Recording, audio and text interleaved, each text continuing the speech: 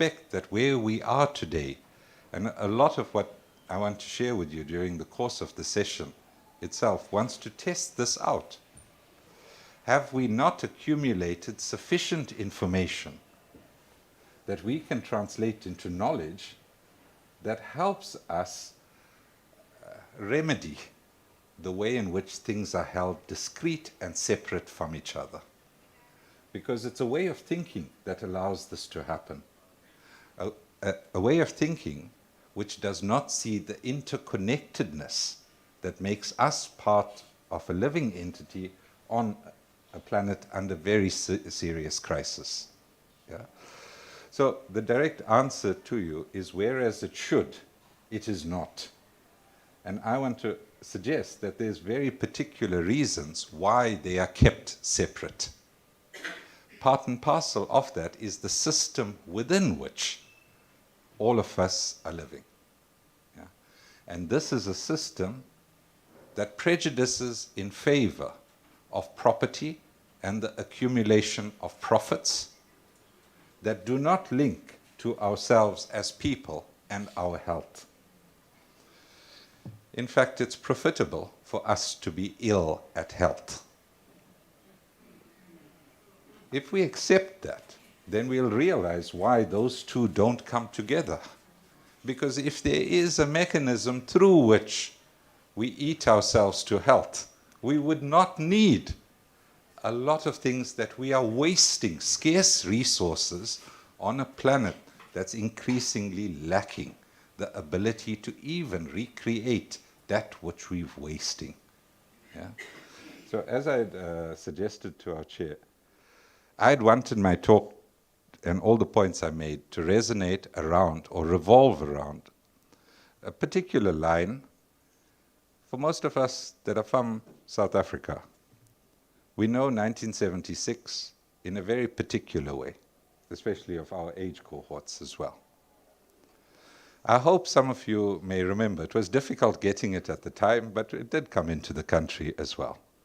There was an album produced by Robert Nesta Marley called Rastaman Vibration, and in it, 1976, was a song called Rat Race.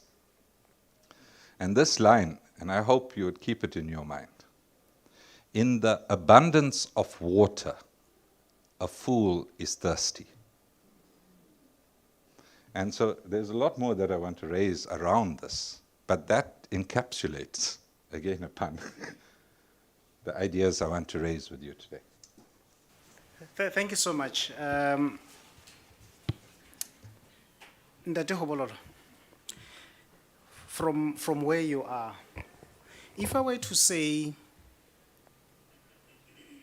red pepper, okay, I start back. I say, when we look at the current treatments for diabetes, they are 80% effective. So anybody that has metformin, in a way metformin comes from a plant. Whether it is your insulin injections, they are 84% effective.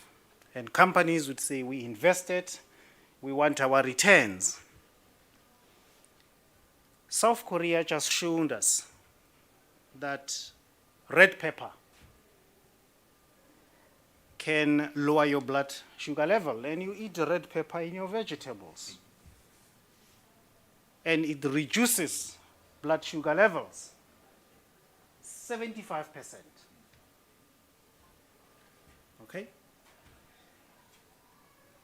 From where you are standing as Tia, to say, how do we bring such products onto our market? How do we look at them? Are we going to look at them and say, this is a red pepper? I can eat this at willy-nilly. There are no therapeutic ranges. A therapeutic range means you only can eat from this much. There's no effect. That much, it becomes toxic, so you eat within that window. But red peppers, I can eat it as much as I want to because it is food. But they have just shown that it is more equivalent to your metformin. that you go and buy out there as a peel. How would you handle that if I want to come and say, I need to innovate and produce red peppers that are more effective in reducing my blood sugar levels? Okay, thanks, Prof. As Prof has correctly indicated, I work for the Technology Innovation Agency. So we are an agency of government that is established in 2008, particularly to bridge what is called the innovation chasm. There's a lot of investment that government made through the DSI and through other government departments or agencies of government towards research and development. But now the outcomes from such investment never made it in the form of goods and services in the market. So when TIA was established, it was established particularly for that purpose, to be able to say from the research and development that had taken place at the university, and somebody had written a thesis out of it, and there was never a product that was seen or that made it to the market. How do we assist that kind of investment to make sure that it doesn't go to waste?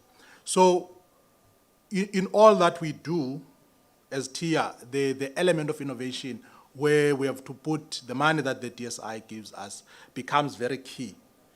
There's a study that was, there is no problem, with red pepper or green pepper or whatever kind of a vegetable that he's talking about. But the main question becomes, where is the innovation element into it, or where is the beneficiation? There's a study that was conducted by KPMG looking at one of the crops that Africa produces, which is coffee.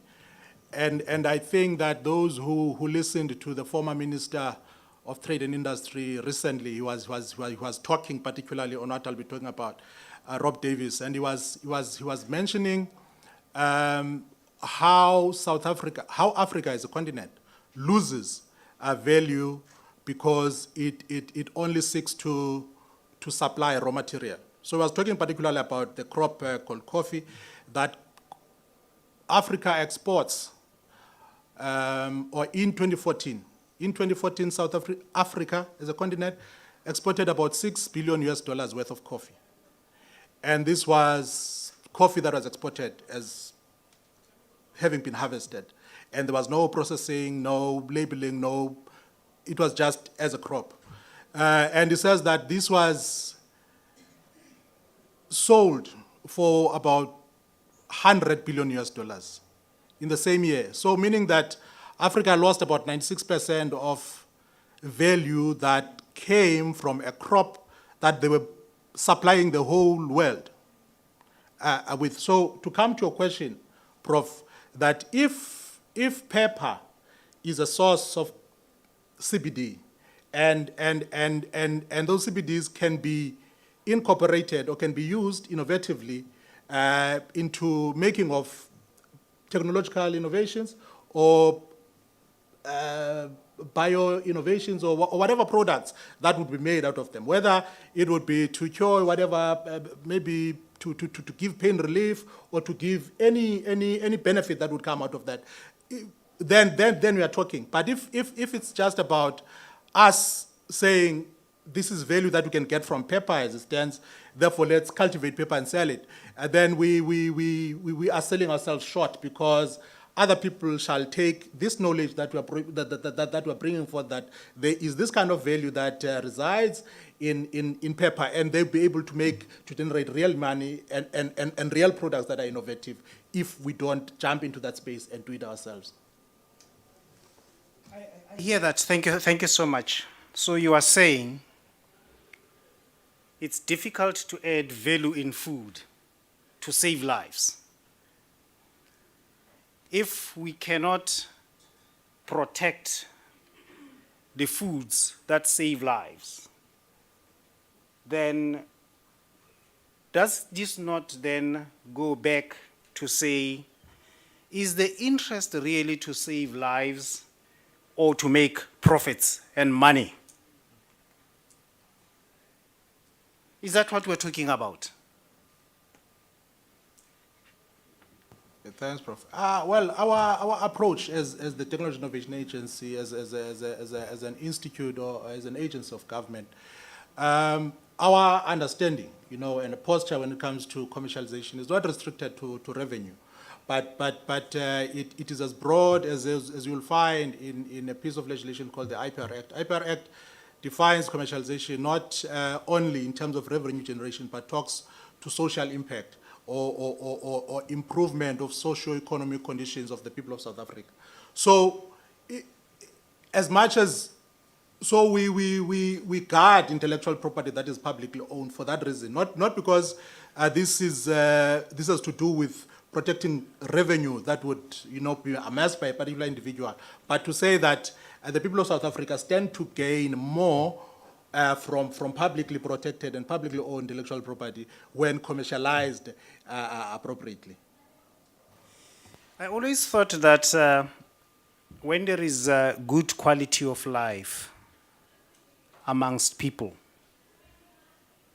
then you have better productivity in any country.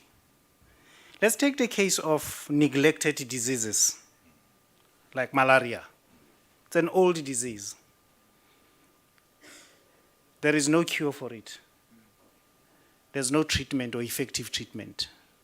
Is it not there because it only affects 1/10 of the global population and therefore there are no profits for it? Because malaria is a third world condition. But also we hear that when you have a bout of malaria, which is an acute disease, if you don't get treated, you die within 7 days. So therefore, a lot of productivity in Africa gets lost because people that get infected with malaria, their quality of life, they don't go to work, they don't become productive. Okay? So what should we do, I think, as a continent to balance out whether we could then look at an improvement of the quality of life? So my question really goes towards to say, can food be used as a curative or a preventative or a restorative form of medicine, if it is a medicine?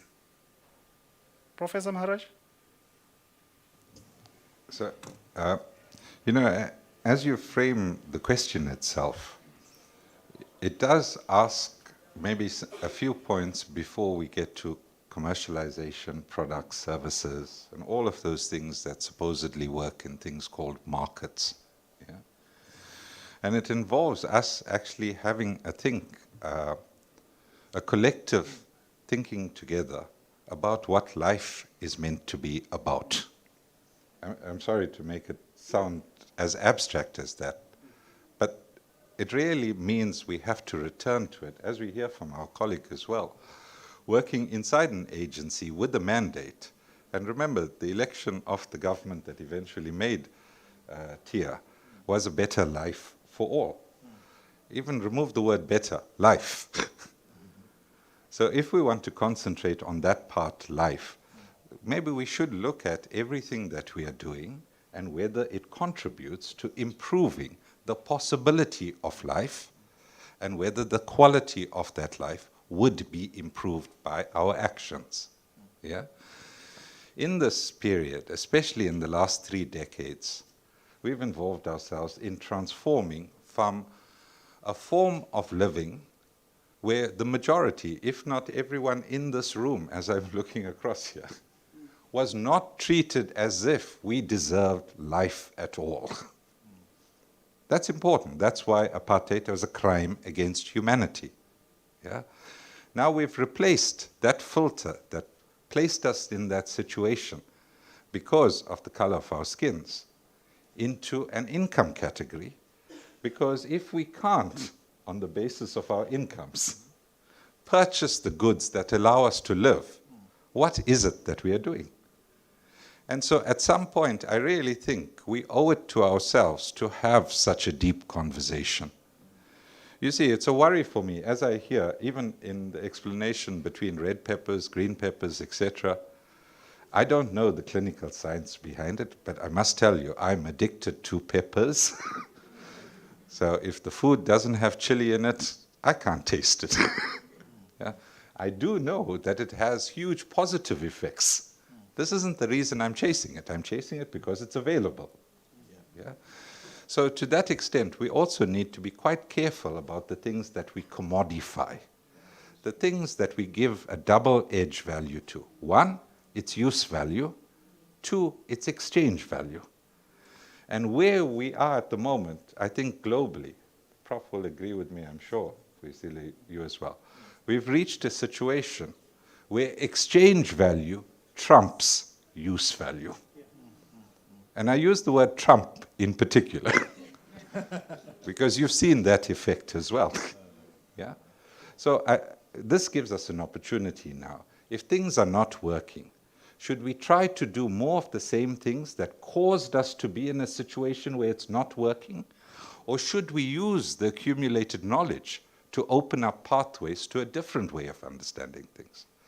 As was pointed out, we are a continent of 1.3 going to 1.5 billion people. 25th of November, you can write in your diaries, officially our global population becomes 8 billion human beings. This is according to the United Nations. But already, according to the Food and Agricultural Organization, we produce nutritional value for 12 billion. There's an excess of 4 billion there. Why do we have hunger? Why do we have malnutrition? Why do we have undernutrition? I can go through a whole range of things where we need to ask ourselves, what is it that we are doing that's causing this harm itself? So, you know, with respect to the question itself, we need to also bind ourselves into some of the statistical understanding of what's taking place. Yeah? So, if you don't mind, from the Food and Agricultural Organization, the 2021 Food and Nutrition Report, it's clearly stated, and this isn't being written by a member of a Communist Party, remember, this is written by the United Nations and officially published as such.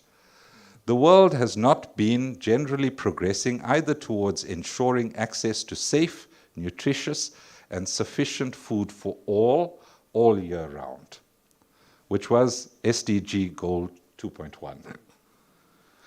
Or to eradicating all forms of malnutrition, SDG Target 2.2. Conflict, climate variability, extremes, economic downturns, upturns are the major drivers slowing progress, particularly where inequality is high. The reason I raised this in that quoted form, we are sat in the country with the highest inequality. So if these are problems elsewhere, we will feel it most acutely. But what are we doing in specific response to that circumstance? If we do not change the conditions that generate inequality, we will perpetuate it. Whether we have more products and services or not, there's more things that we cannot afford. And what we saw in July last year becomes more and more relevant in terms of the types of futures in front of us. It cannot be that we make safe spaces to hoard groceries while people are starving. Yeah? And we need to bear that in mind in terms of the science that we are doing, because the science derives from these very same people that we are speaking about. It cannot be separated. So it really is troubling then. Last 2020's report from the UN, Africa's food import bill had tripled. It reached 35 billion US dollars.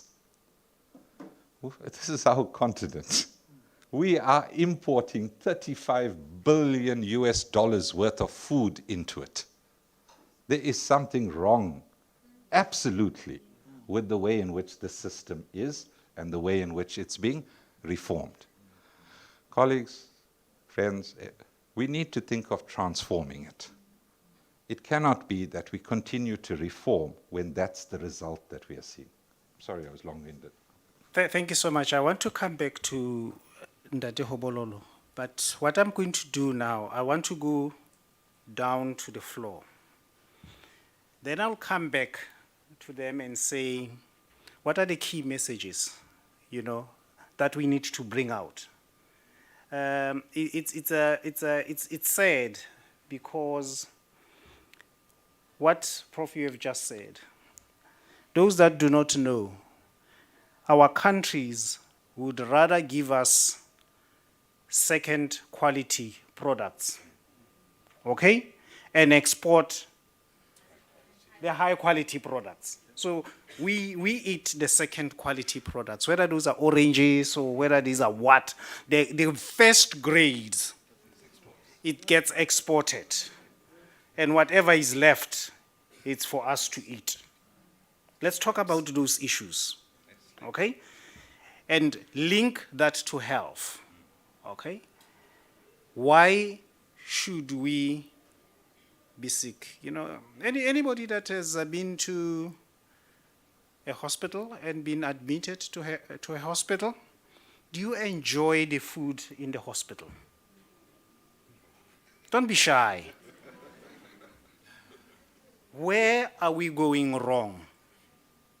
Okay. So, Ndade Hobololo, there's a challenge to say, what can we do to support any innovation that could help us to stimulate quality food production? Okay. Now, I'm raising this because we know, for instance, some years ago in Brazil, they wanted to eliminate diabetes completely. Get rid of diabetes from this world. Stem cells, and some plants we know, in fact, they can stimulate the regeneration of your stem cells. We are told, I'm not a politician, that that project was killed by the pharmaceutical companies because there's no interest for cure. The interest is the maintenance. What can we do as Africa, as a region? I'm not talking about South Africa, but I'm putting you onto the spot. What can we do? Last week I was in Lome. Now I'll tell you the truth. At the health ministers meeting. And I was talking to them exactly about this whole issue, to say, are we happy to get the aid? Has aid helped any country to improve and grow and survive? I was a bit shy to say, you see, when I drive around South Africa and you see a sign saying, don't feed the animals, okay? You see that big sign. Don't feed the animals. There's a reason for that. Because if you feed them, then you make them not to be able to go and fend themselves during the difficult times. Okay? And then they will still come to you and become dependent. Dr. Shabalala, one man said to me, it's easy to go and save a penguin and wash that oil from the penguin, because after washing it, it will go and fend for itself. Why can't our friends, this morning we were talking about our friends, help us to fish, not to give us the fish? So, Ndate Hobololo, what can we do to get out of this cycle? Mhlambe cycle umashonisa, we never know. What can we do? Okay, thanks, Prof. The truth that most of us will admit is that generations that lived before us lived healthier with less medication. In fact, they hardly got sick. And to me, that suggests that there is indigenous knowledge or knowledge that was shared amongst themselves that this is what constituted a healthy diet or something that would enable them to live sustainably without a reliance on Western medicine. And what Prof is saying on the other side, that he's got this liking. He grew up, even though he might have not known, that these peppers were a source of the cannabinoids, as you say, that they are. But this is the knowledge that does not originate, from him. That was passed on by generations and generations, before him. And I'm saying that if we could be able to put value, because all what I'm saying emphasizes that the value that resides in indigenous knowledge, and maybe knowledge that most of us overlook, because we believe, maybe as somebody said, that maybe it's a blessing that we do get sick, that and then we tap into that external source. But my answer, in short, Prof, is to say that what we can do is to codify, this knowledge of what is it that really constitutes maybe a healthy diet, and what it is that enabled generations that lived before us to be able to live sustainable, healthy lives without really the reliance levels of reliance that we have on Western medicine. And I believe that that's a wealth of knowledge that would be able to inform what we eat, and maybe we would not rely on Western medicine as we currently do. Can I go to the floor? And then when I come back, we have, I'll give you 2 minutes. Key messages, take-home messages to say, where would we like to go, in terms of health, food, medicine. But we have heard what the speakers are saying. Prof likes peppers. Some like cabbages, broccoli, some like him eat only vegetables. Is that healthy? So, my simple question that we want to start off, let's put it this way. Can we replace medicines with food? Let's talk about it.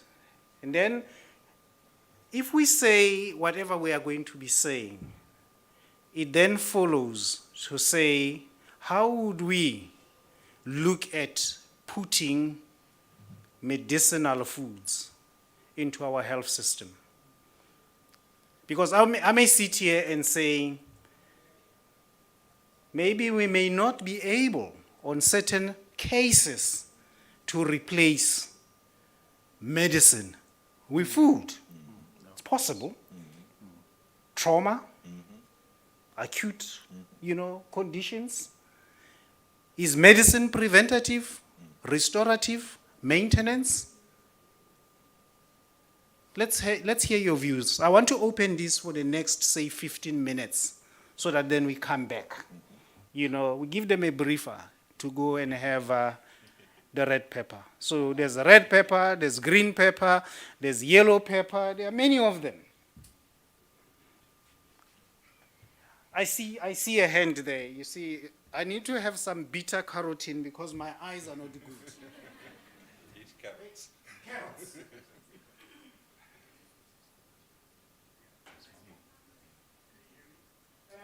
I can hear you. Maybe you could come here, or can this thing move? Maybe they want to see you. Yeah. Yes, I'll need some beta carotene carrots. I appreciate you for all the discussions. How do we make food, medicine, and health? Yes? The best wealth is health. Don't love money. Love your health. Sincerely speaking, in my entire life, I have never smoked. I've never drunk alcohol. No, I'm sincerely telling you. When I was a young boy, and he knows me because he used to look after me in his house for a year or 2 years. And when they say drink, Mamo, no. No, genuinely, from the bottom of my heart, I'm just going to advise you, all of you, how you should live life decently. And what I'm simply saying is, I don't want to take it long. The key thing is, even when I was a young boy, I used to look after cattle, animals, and so on. And when they tried to kill them, I used to get so upset because I used to look after them very, very nicely, genuinely. Now I look after my students, but then I look after the No, all I'm simply saying is the following. We have starch, we have vitamin, we have protein. When we eat, we should be selective. Vegan, many approaches are there. What to eat, when to eat, all this has to be managed very well. And especially when you bring children, you bring them to this world, you are responsible for bringing them. Once you bring them to this world, you must look after them, genuinely. Because of that, you must really, from early childhood, you should show them how to do it. If we do like that, trust me, we'll all be medicine. Food will be medicine, food will be health, and everything will go well. So I like you to I just want to share my experience. I really think we should know what to eat, when to eat, and not eat all the wrong things. Please don't. Don't drink the wrong things, smoke the wrong things, then life will be okay. Thank you. Thank you so much. I begin to see lots of hands because you said people must not drink alcohol. I'm not so sure whether that is that. Now I'm beginning to see lots of hands. So be on standby to respond. Dr. Shabalala, and then I see Mme, I see the lady in red, and then I see Ndate right at the back, and then I see you in that order, please. Then we can even talk about what we grew, you know? Yeah. There are these genetically modified things. Are they healthy? But anyway. Good question. Maybe I shouldn't be standing and asking these questions, but I'm compelled to ask this question because I've been provoked. You're telling us that we're importing billions worth of food into the African continent. My work and his work and some of the colleagues, we say that South Africa alone is maybe we lost the status, but is the third most biodiverse country in the world. If we add Congo, Gabon, Cameroon, Zimbabwe, Swaziland, the number 1 and the number 2 most biodiverse countries in the world, there will be number 17 and number 18. Now, you're saying there's something wrong that we're doing as Africans, and we need to transform, whether it's the system of dealing with or coming up with medicines, because we are the most sick and the most hungry. Yet, we are number 1 up to number 16 most biodiverse countries in the world, meaning that a certain percentage of this biodiversity is food and medicines. Yet, we're importing food. And yet, you're telling us we're actually exporting with one crop 96% worth, just coffee. And it comes back to us in a different form.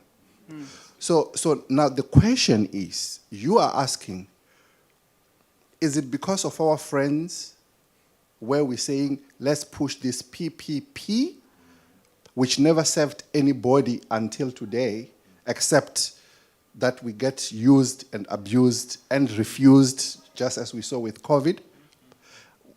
What is this transformation? How can we transform our own systems of food production and medicines production.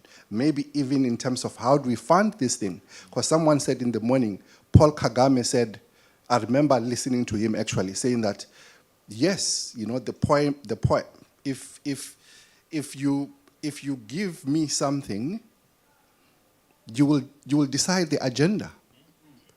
Yeah, if you give me 2 cents for me to produce food, you will decide how food production is supposed to go. But how can we come up with radical, scientific ways of changing how we do science to produce medicines and food? How do we then come up with radical ways of enterprise development and manufacturing, including commercialization without commodifying culture or prostituting our culture and our knowledge, but really producing knowledge that works for us? I think these are the questions that we need to ask, and maybe find ways in which we can hold ourselves responsible to doing those things. Thank you so much. It's your turn. Maybe you would have answers. How do we fast track our local manufacturing and production?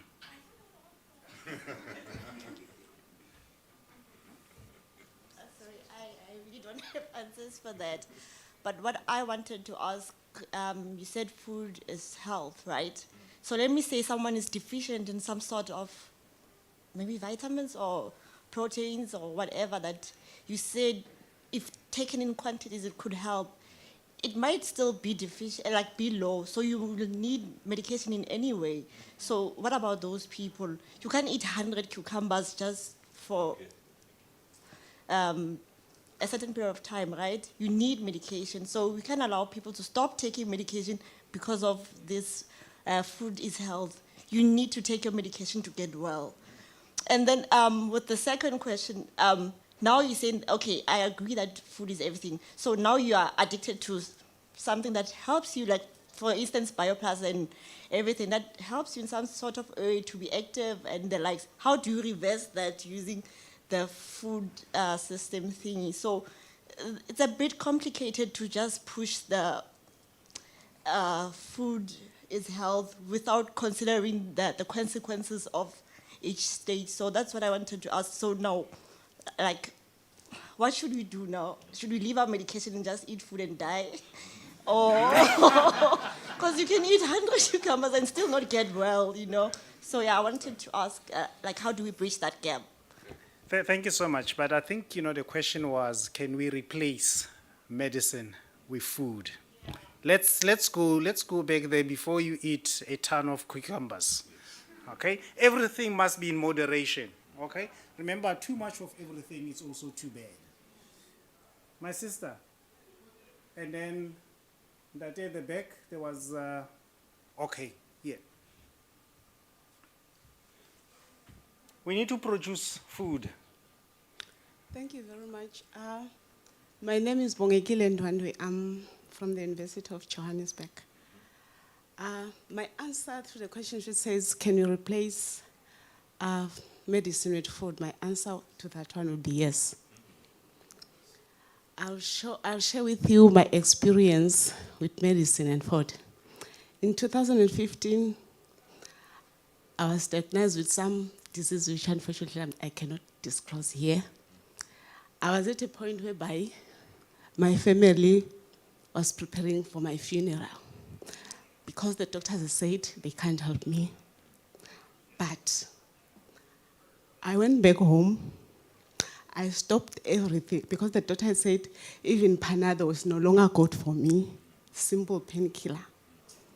There was nothing else I was taking except for fruits and vegetables. I took that morning, I was blending everything, morning, lunch, evening.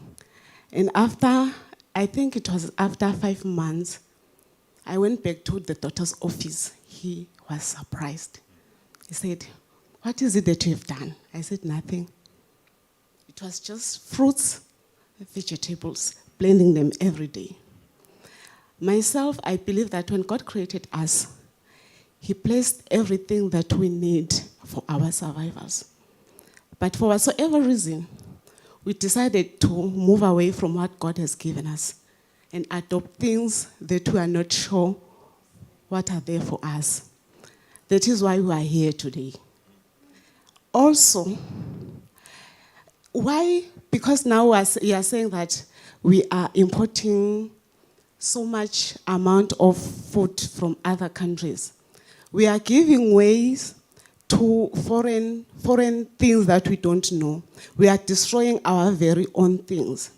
Why can't we take the technology that they're using to propagate those vegetables, I'll call them those vegetables, those fruits, why can't we adopt that technology they are using to propagate those things and propagate our very own things and preserve what we have so that we can live healthily and longer? Thank you. Indeed, thank you so much. Don't give us fish, but teach us how to fish. Show us those technologies and train us so that you can even help us improve on our own technologies. That's the idea. Yes, Ndati?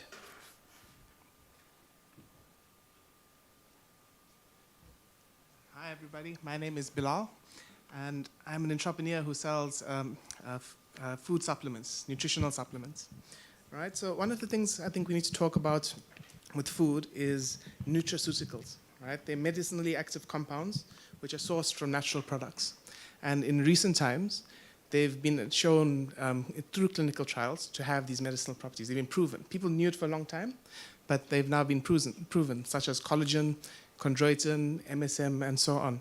So I wanted to ask, okay, how can we introduce these medicinally active compounds, nutraceuticals, into our medical regimes that we have in South Africa today? And also, how can we go about in South Africa conducting clinical trials with these natural products? Thank you so much. Many years ago, Minister Mantu called me and asked me, why do you want to do a clinical trial on beetroot? It's a food. What are we trying to achieve there? So that was a question that we also started off when I started facing Ndate Hobololo to say, if we say food is medicine, what can we make a claim for? Okay? Can I say the red pepper that he's eating, Prof is eating there, cures a disease, or it maintains good health? What are we saying? Because then if I say, if I eat carrots, they will treat or cure my cancer. Am I right to say so? And those are the things that I think we need to start thinking about. How far can we go to say food is a medicine? And we have not gone into responding to say, can we in fact replace medicines with food? The answer may be no, and the answer may be yes, depending on the condition.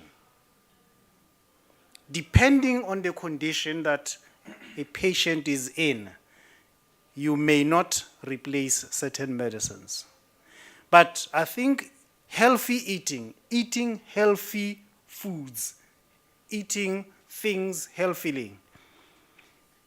I don't know those that study a lot or read a lot. There's something called the Mediterranean diet. Okay? Some of you heard. There's a small village somewhere, I think it is in Sicily, where they realize that people grow very old there to 100 years.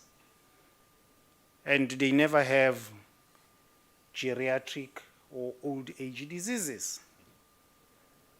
But then they realized one thing, that they had a special diet, which was now well known globally as the Mediterranean diet. So you go and search the Mediterranean diet, they give you a whole list of what to eat. they do say in Dati Shabalala, have a glass of red wine in moderation. It's there. It is in the Mediterranean diet. Red wine in moderation has very good phytochemicals that are good as antioxidants, that are good for mopping up cancer-causing free radicals. So there's always a reason, when the parents say, eat healthily. I've not forgotten you. I'm coming to you. So all we are saying is we may not, under certain circumstances, replace medicine with food. But our countries have gone the wrong way around. We have gone into curative mode instead of preventative mode. Because if our health system was looking at preventative and maintenance, we would not be having these problems. Okay? My sister, come. Give us all the answers.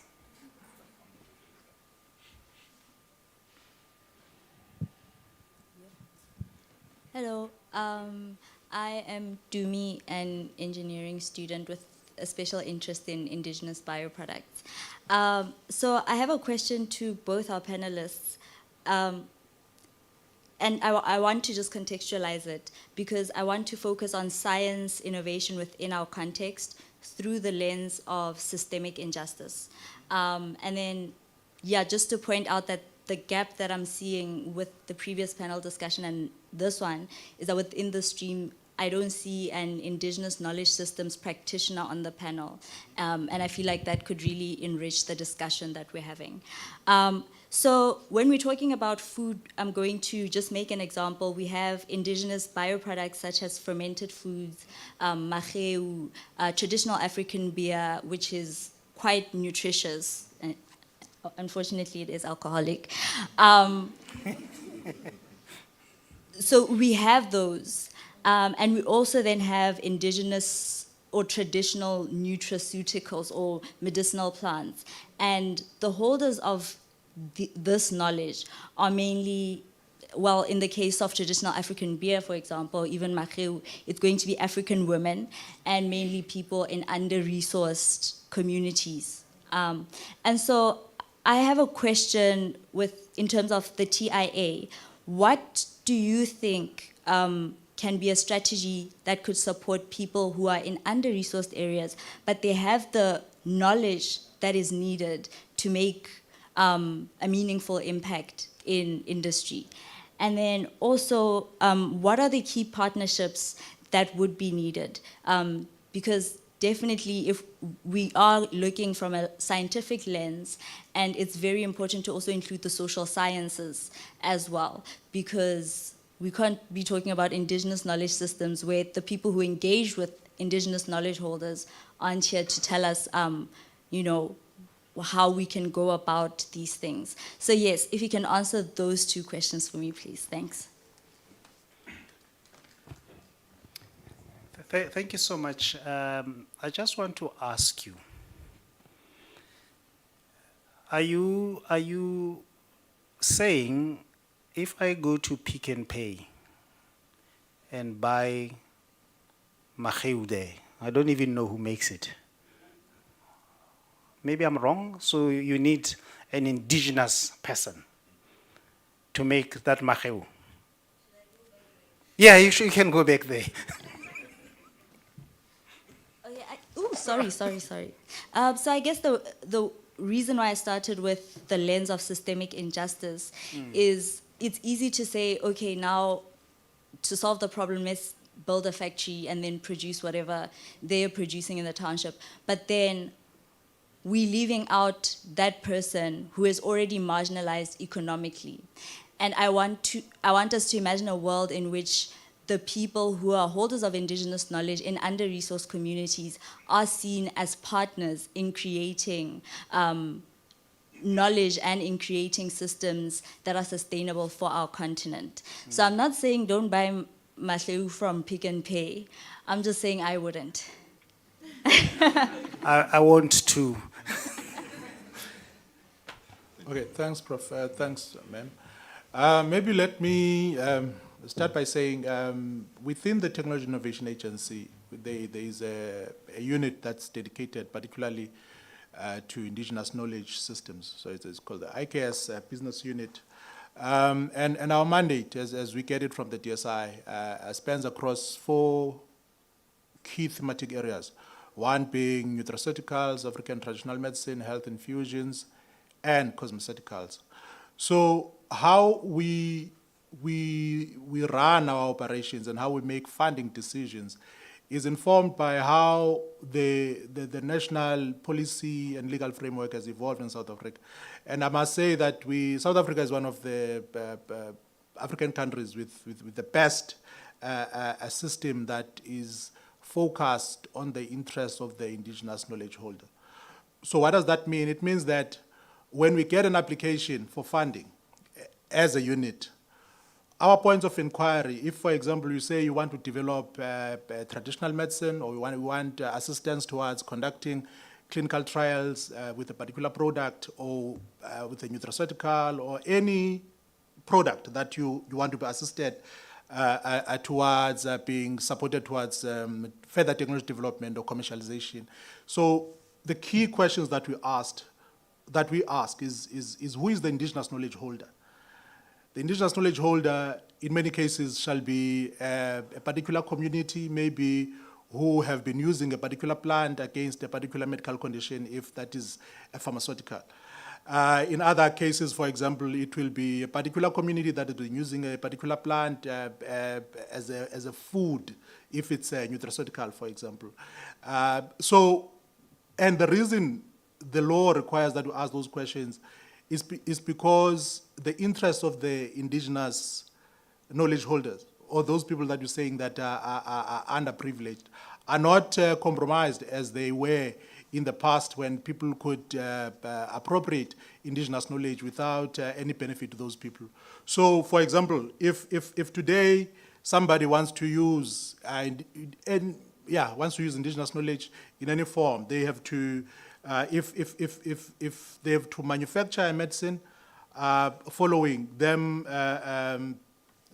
from extracts of a particular plant that occurs in a certain geographical location, they must be able to disclose to us that this use to this plant is associated with these people, and we have gotten permission from these people to be able to bioprospect or to harvest this for these purposes, and in the event that we commercialize this, these are benefits that shall accrue to those people.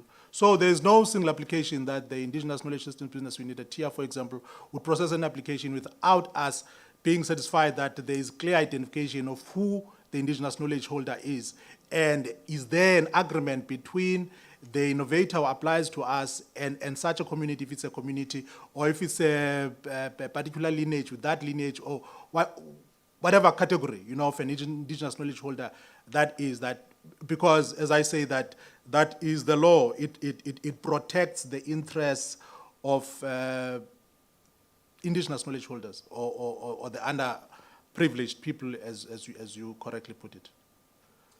Thank you so much. What I want us to do now, Professor Maharaj, key messages in 2 minutes. Sure. And then, Ndate Hobololo, any key messages? And then we wrap up. So, I want to start by also acknowledging the point you raised about the panel itself. We discussed this as we got up here. So it's not something that we treated separately. Yeah? And there's an important point behind it.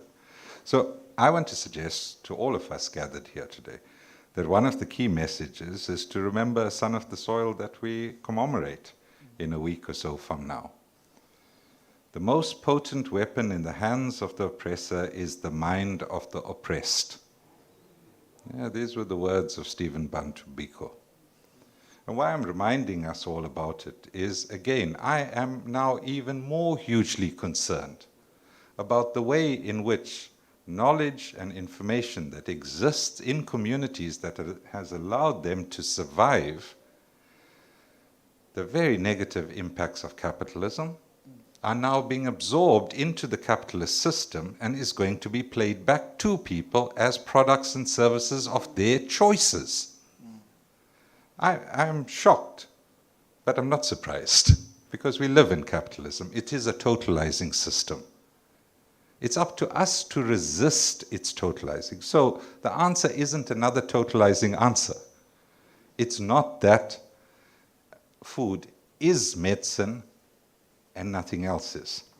Yeah? The report from Nara and colleagues that worked specifically on the project, if you'll excuse me, Prof, I think it was called Food as Medicines Program, yeah, published in 2019, stated, food systems need to be harnessed so that they nourish rather than merely feed people. And that's a key point that we derive out of. We should have less the requirement of needing additional supplements or whatever else therapies if we at least had the basis of a healthy diet. But my key points, colleagues, I'd listed quite a few things, but mainly they're about our thinking. So you'll excuse me, I'll drop a lot of the detail. But I really encourage us all to rethink this space that we are inside. Now, come on, all of you, you just sit here and see. This is unnatural, just from the way in which it's laid out, the way in which we've clothed ourselves, and how we conduct ourselves inside this environment. It is not natural to start off with. Yeah?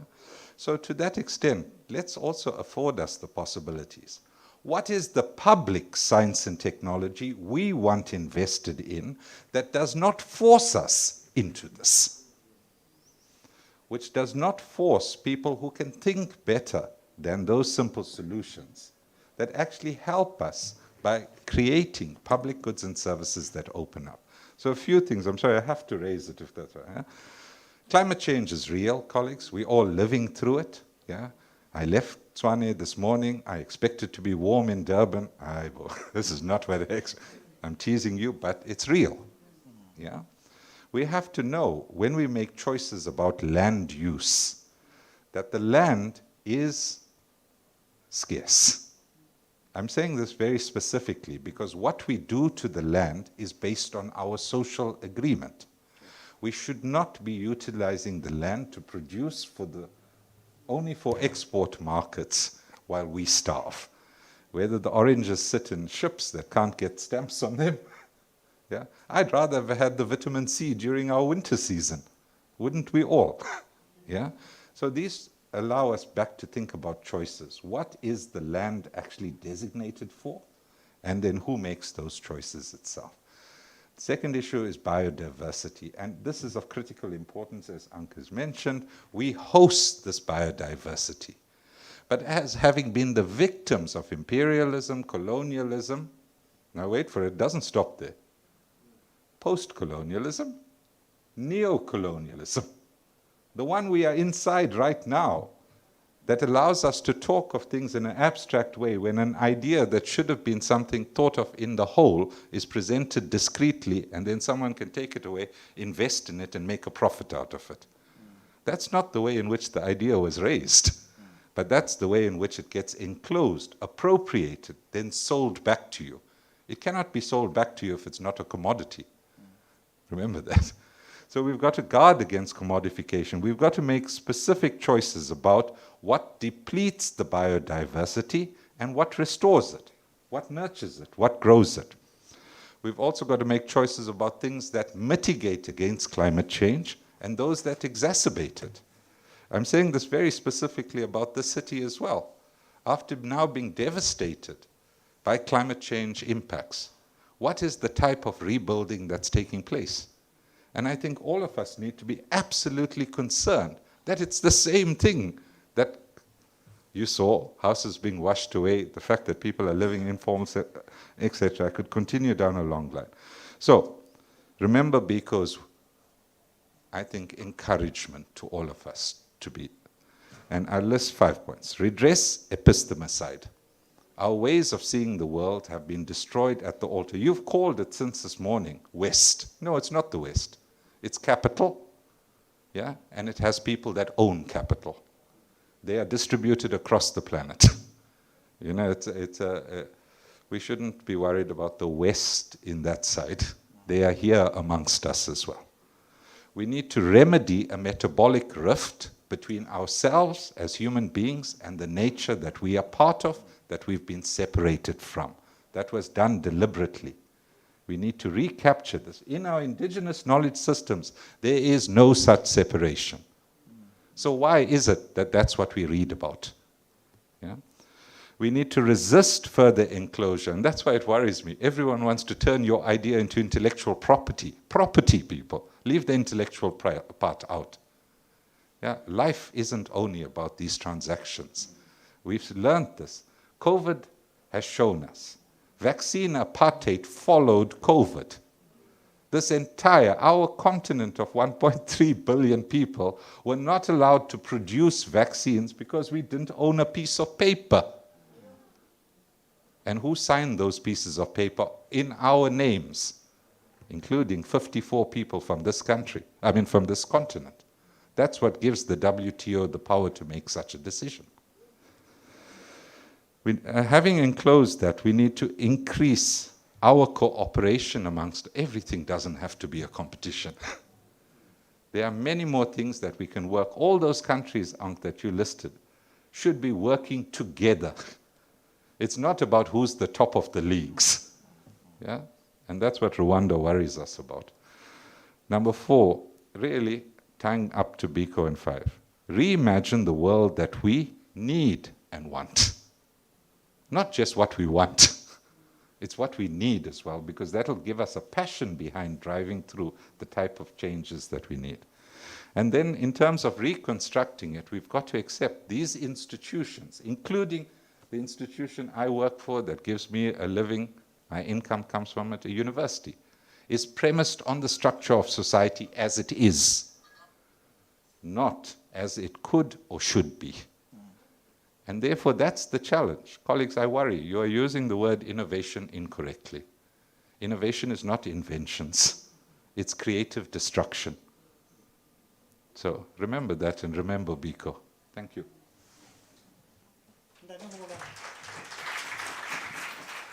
Your closing key message? Key message for me from the Technology Innovation Agency is that Prof, you asked a question about food versus, you made an example about the call you had with the former late minister around beetroot, to say, do you therefore say this heals a particular condition when we know it to be food? The answer is when there is scientific evidence, that attests to whatever claims that you're making. And as the Technology Innovation Agency, we are put together to be able to fund such further investigations. For example, if you have to conduct clinical trials, to be able to test efficacy, of any plant, even if that plant we understand it to be food.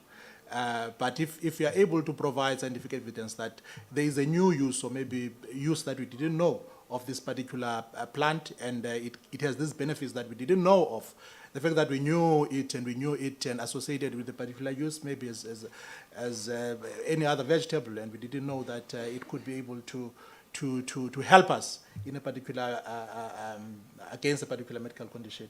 That is why we are there. So we would support any work or projects within the space of nutraceuticals, meaning that food that can prove to also have medicinal properties. And African traditional medicine, which are really natural medicines, health infusions, and cosmeceuticals. Thanks. Thank you so much. Thank you so much, colleagues. The owner of McDonald's does not eat McDonald's. Who owns it in South Africa? So we need to be careful in terms of what we eat. Not everything that we eat as food would have some benefits. When my sister there was talking about amacheu, we also need to be I think, careful about these so-called innovations for mass production, because they may be leading us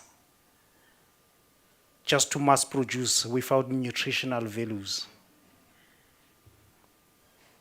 How long does it take you to be in a drive-through of McDonald's to get a burger? When do they cook it? How long does it take to get cooked? 5 minutes? What is that thing that you are eating? In fact, those that read a lot, I think that was 2 days ago, when the government, I think it is our Department of Agriculture, Fisheries and Forestry, that actually told those outlets, because now they see the drift to natural things. So now they were saying they have plant-based burgers. And in fact, government has stopped that to say, what is a plant-based burger? So we need really to be careful in terms of what we eat. Not everything that we eat is food. I have dogs. And when I go to a pet shop, Ndade Shabalala, to buy a particular brand of dog food, it's called the Complete. Okay? They have formulated it such that when the dog eats a little bowl, the thing expands in the dog and it gets full. And it does not poo and mess up your garden. So there's no nutritional value there. And that's what we are being forced to eat. Go to McDonald's and taste that burger. It's rubber. But anyway, before I get in bed books, let's thank you, everybody. I think the message is very clear. We cannot be the fruit and the vegetable basket of the world and still import fruits and vegetables. There's something wrong with us. We cannot have and be the most biodiverse country and send our devil's claw to the Germans and come and buy it back as an arthritic medicine. The same plants that they collect in the Eastern Cape. And we buy it back. There's something wrong with us. And I think something that's wrong with us that we need to do is to begin to have trust in ourselves. That's what needs to happen, I think, with us as Africans and South Africans. Gogo, you don't leave a shop and go to Durban because you have seen a sale that surf is 20 cents cheaper than where you are. But forget that you are spending 2 rand to get there. And when you get there, you also buy fish and chips. Because you don't trust our own people next door here. We need to start having trust and believing in ourselves. Thank you so much, everybody. It was a great talk. Thank you. Thank you so much.